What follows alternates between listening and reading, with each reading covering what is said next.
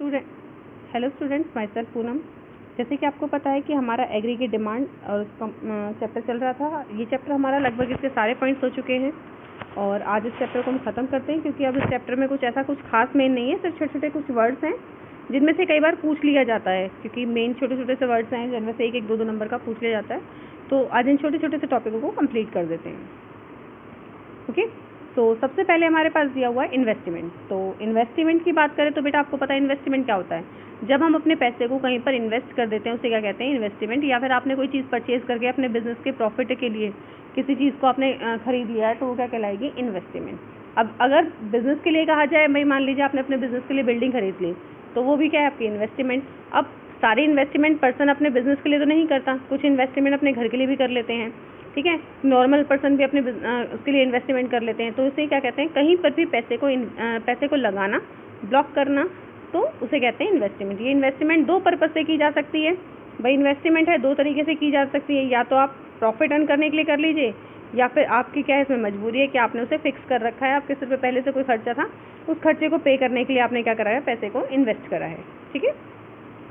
अब इस इन्वेस्टमेंट के दो टाइप हैं। सबसे पहला आता है हमारे पास induced investment. It is directly influence by income, यानी कि जो किस पर डिपेंड करती है, आपकी इनकम पर। अगर आपकी इनकम बढ़ेगी तो आप अपनी इनकम को अपनी इन्वेस्टमेंट को बढ़ा देंगे। इसका मतलब क्या हुआ, इंड्यूस इन्वेस्टमेंट यानी कि वो इन्वेस्टमेंट जो आप प्रॉफिट अर्न करने के लिए कर रहे हैं, ठीक है। तो ऐसी इन्वेस्टमेंट जिसे आप कर सिर्फ इसलिए रहे हैं कि आपको आगे जाके इसका बेनिफिट मिलेगा, आपको आपके आगे जाके इसकी इनकम मिलेगी। तो प्रॉफिट अर्न करने के लिए जिस इन्वेस्टमेंट को किया जाता है उसे कहते हैं इंड्यूस इन्वेस्टमेंट। अगर इसका डायग्राम देखा जाए तो डायग्राम क्या होगा, यहाँ पर मान लीजिए आप अपनी इनकम शो कर रहे हैं, ओके, और यहाँ पर शो कर रहे हैं आप अपनी इन्वेस्टमेंट। तो पहले मान लीजिए आपने इतनी इन्वेस्टमेंट की थी इनकम के थ्रू पर, जैसे मैंने कहा भाई 100 रुपये पर आपने इतनी लिमिटेड कर रखी थी। फिर इनकम बढ़ी, आपने इन्वेस्टमेंट बढ़ा दी, फिर इनकम और बढ़ी, आपने इन्वेस्टमेंट और बढ़ा दी। तो जैसे जैसे आपकी इनकम बढ़ी वैसे वैसे आपने इन्वेस्टमेंट को क्या कर दिया, बढ़ा दिया। तो इनकम बढ़ी तो उसी हिसाब से आपने अपनी इन्वेस्टमेंट को बढ़ा दिया ताकि आपको और ज़्यादा प्रॉफिट मिले। तो जब हमारी इन्वेस्टमेंट इसलिए की जाती है कि हम प्रॉफिट अर्न कर सके, उसे हम क्या कहते हैं, अपनी इंड्यूस इन्वेस्टमेंट। सेकंड आता है हमारे पास ऑटोनॉमस इन्वेस्टमेंट। ऑटोनॉमस इन्वेस्टमेंट से पहले हमने ऑटोनॉमस कंजप्शन वर्ड भी सुना था, यानी कि जब आपके पास आपकी इनकम जीरो है, आप तब भी क्या कर रहे हैं, कुछ ना कुछ कंज्यूम कर रहे हैं। अगर आपकी इनकम जीरो है, अगर इनकम जीरो है तब भी आप क्या कर रहे हैं, कुछ ना कुछ कंजप्शन कर रहे हैं, तो उसे हम क्या बोलते थे, अपनी ऑटोनॉमस कंजप्शन। सेम उसी तरीके से अगर आपकी इनकम जीरो है तब भी आप क्या कर रहे हैं, कहीं पर कुछ इन्वेस्ट कर रहे हैं। जैसे मान लीजिए भाई घर है, आपको उसका रेंट देना पड़ रहा है, इनकम नहीं है तब भी आप क्या कर रहे होगे, कहीं ना कहीं से उसका रेंट दे रहे होगे, तो तब भी क्या है, आपकी इन्वेस्टमेंट फिक्स है, ठीक है। तो ये क्या कहलाएगा, ऑटोनॉमस इन्वेस्टमेंट, ठीक है बेटा। यानी कि ये वो इन्वेस्टमेंट है जिसे हम प्रॉफिट अर्न करने के लिए नहीं करते। ये वो है कि जब हमारे पास इनकम हो या ना हो, हमें इसे करना ही करना है। और जैसे इनकम बढ़ेगी तो तब भी ये चेंज नहीं होती, ये हमेशा क्या रहेगी, फिक्स रहेगी। नेक्स्ट आता है हमारे पास ex ante saving and investment और ex ante saving and investment और ex post saving and investment. अब एक्स एंड का मतलब आप समझ सकते हैं प्लान से, यानी कि जब आप किसी चीज़ को प्लान करते हैं, यानी कि आप सोच रहे हैं कि भाई यहाँ पर पैसे को इस तरीके से बचाया जा सकता है, इस तरीके से पैसे को यहाँ पर इन्वेस्ट किया जा सकता है जो हमारे लिए आगे जाके बेनिफिशियल होगा, या हम इससे अपने बिजनेस को आगे ग्रोथ करवा सकते हैं। तो जब आप प्लान कर रहे हैं, सोच रहे हैं, वो क्या कहलाएगा, एक्स एंड, ठीक है। तो एक्स एंड क्या कहलाएगा, जब आप चीज़ों के बारे में सिर्फ सोच रहे हैं, अभी आपने एक्चुअल में कुछ नहीं करा, ना तो अभी आपने पैसे बचाए हैं, ना अभी आपने पैसे कहीं पर इन्वेस्ट करे हैं, आपने सिर्फ मेंटली वर्क करा है, अभी आपने सिर्फ सोचा है, सिर्फ उधेड़ बुन चल रही है कि लगाऊं या ना लगाऊं, उसे कहते हैं एक्स एंड सेविंग।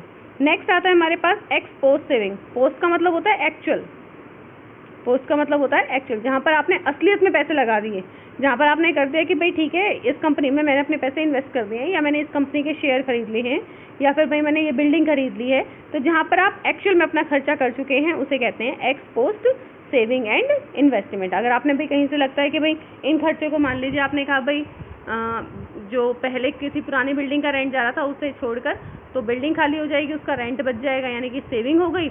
और कोई और बिल्डिंग आपने खरीद ली है तो वहाँ पर आपने पैसे क्या कर दिए, इन्वेस्ट कर दिए। जो आपने एक्चुअल में ये वर्क कर दिया उसे हम कहेंगे अपना x post saving and investment. Next word आता है हमारे पास फुल एम्प्लॉयमेंट और इनवॉलेंट्री अनएम्प्लॉयमेंट और वॉलेंट्री। अब बेटा फुल एम्प्लॉयमेंट का मतलब होता है कि कोई इंसान काम करना चाहता है और उसके पास काम भी है, तो हम क्या कह देंगे, भाई एम्प्लॉयड पर्सन है, काम कर रहा हूँ, ठीक है। लेकिन इनवॉलेंट्री और वॉलेंट्री में सबसे पहले इनका मीनिंग जान लेते हैं। वॉलेंट्री का मतलब होता है इच्छा से, और इनवॉलेंट्री का मतलब होता है, अब इसके आगे इन लग गया, मतलब अपनी इच्छा के बिना। एक इंसान जो काम कर सकता है लेकिन अपनी इच्छा से उसका काम करने का मन नहीं है, वो अपने आप में राजा है, उसने कह दिया भाई मुझे किसी के काम की कोई ज़रूरत नहीं है, जो वो अपनी इच्छा से काम नहीं करना चाहता उसे कहते हैं वॉलेंट्री अनएम्प्लॉयमेंट। और एक इंसान जो काम करना चाहता है, लोगों के हाथ पैर जोड़ रहा है कि भाई मुझे काम दे दो, मैं काम कर लूँगा, लेकिन उसे कोई काम दे नहीं रहा, उसे कहते हैं इनवॉलेंट्री अनएम्प्लॉयमेंट, ठीक है। यानी कि एक इंसान जिसके पास 1% तो ऐसा है जैसे जिसके पास काम है ही नहीं, लेकिन वो लोगों के पास डेली जा रहा है कि भाई मुझे कोई भी किसी भी काम पर रख लो, उसे हम क्या कहेंगे, इनवॉलेंट्री अनएम्प्लॉयमेंट। एक्चुअल में वही अनएम्प्लॉयड है कि जो इंसान काम करना चाहता है लेकिन उसके पास काम नहीं है। और एक इंसान जिसे काम ऑफर भी हो सकता है, वो ढूंढेगा तो काम मिल भी जाएगा, लेकिन उसने साफ कह दिया कि भाई मैं तो राजा महाराजाओं के घर से हूँ, मैं काम नहीं करूँगा, या फिर भाई मुझे आगे काम करने की क्या ज़रूरत है, मैं काम नहीं कर सकता, ठीक है। तो वो क्या कहेगा, वो आएगा हमारे पास वॉलेंट्री अनएम्प्लॉयमेंट, ठीक है। आई होप आपको यहाँ तक समझ आ गया होगा। ये हमारा चैप्टर आज कंप्लीट हो जाता है। अब इसमें छोटे छोटे से टॉपिक्स हैं जो कंप्लीट हो जाते हैं, और इसी के साथ हमारा एग्रीगेट डिमांड कंप्लीट हो गया है। अब हमारा नेक्स्ट चैप्टर चलेगा मंडे से, आप इसको अपने अच्छे से तैयार कीजिए। साथ ही साथ आज आपको जिस क्वेश्चन का आंसर मुझे देना है कमेंट बॉक्स में, difference between induced investment and autonomous investment, आप मुझे बताएंगे, आप जो आंसर मुझे दे रहे हैं कि डिफरेंस बिटवीन इंड्यूस्ड इन्वेस्टमेंट और ऑटोनॉमस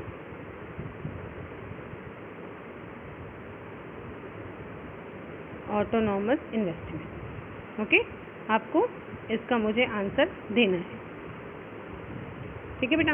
अब आपको जो आंसर देना है वो मुझे मेरे कमेंट बॉक्स में देना है साथ साथ, और कम से कम 3 डिफरेंसेस आप मुझे बताएंगे, कम से कम 3 डिफरेंस आपको मुझे बताने हैं जिनका आंसर आपको मुझे सेंड करना है। ओके, आई होप आपको यहाँ तक समझ आया होगा और आप मेरे क्वेश्चन का आंसर भी मुझे सेंड कर देंगे। Thank you, have a nice day.